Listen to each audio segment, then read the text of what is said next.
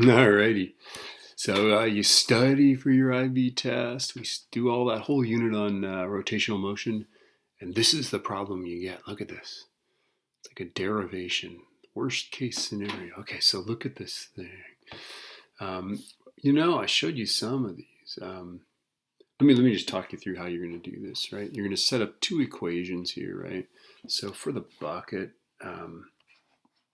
you've got the tension upward. And then, of course, you've got little m, g downward, right? So little m is the mass of this, big M is the mass of the cylinder, right? So one of your equations is, and remember, we know it's going to accelerate down, right? So we make this the positive direction, this the negative direction. And you're going to go mg minus t is equal to little ma. So these are all the little mg minus t. So it's a force causing the acceleration minus force preventing it is ma, right? Now for the cylinder, there's no torsional friction or anything like that. So basically all we have is, for the cylinder, we've got, let me compartmentalize this. Okay, so for the cylinder, you just basically have torque is I alpha, right? Well, the torque comes from, if you remember, torque is RF, right? Okay. So torque is R times T. T is the tension in this string, right? Right? Okay, and then the moment of inertia is a cylinder, right? And they even give it to you right here. So it's 1/2 big M R squared, right? Okay.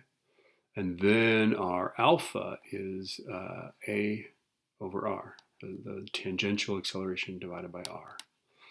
Okay, so solve this for t. You're going to cancel out an r, then you're going to cancel an r again, and you'll end up with t is 1/2 big M A, right? So get that expression, right? And then plug it in, take that guy, and plug it in,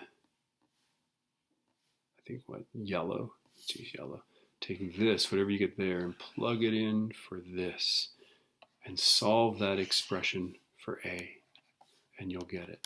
Okay, so that's way number one to do it. You can just hit stop right now. Okay, way number two is to say, okay, the MGH of this guy turns into 1/2 little mv squared plus 1/2 I omega squared. This is secretly how I solve it, right? So MGH equals, and then we have to say that it's going to fall some distance h, right? Okay, MGH is 1/2 mv squared plus 1/2 mr squared times v over r squared, right? Oops, that's a big R too, right? Okay, and then what happens is, of course, these cancel out, and you end up with MGH is equal to 1/2 mv squared plus 1/4 big M v squared, right? And then we want to solve this for the v. So the v is, or v squared. So solving it for v, right, we're going to get we factor out the v squared from this side, right? So MGH is v squared outside of 1/2 little m plus 1/4 big M, right? And then therefore v squared is equal to MGH over 1/2 M plus 1/4 big M. Now, how do you get from v squared to, and of course we could square root this and get the velocity, but we don't want that. How do you get from v squared to acceleration? Well, v squared is u squared plus 2as. So let's say that the initial velocity is 0.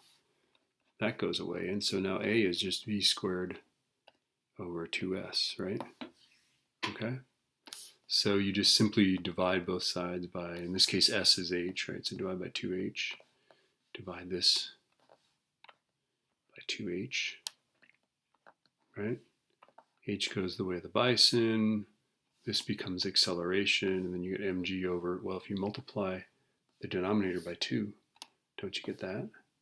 So this is another way to do it. So if setting up those systems of equations, leaves you in the cold. You can set up energy. You know, if I can use energy, I use energy.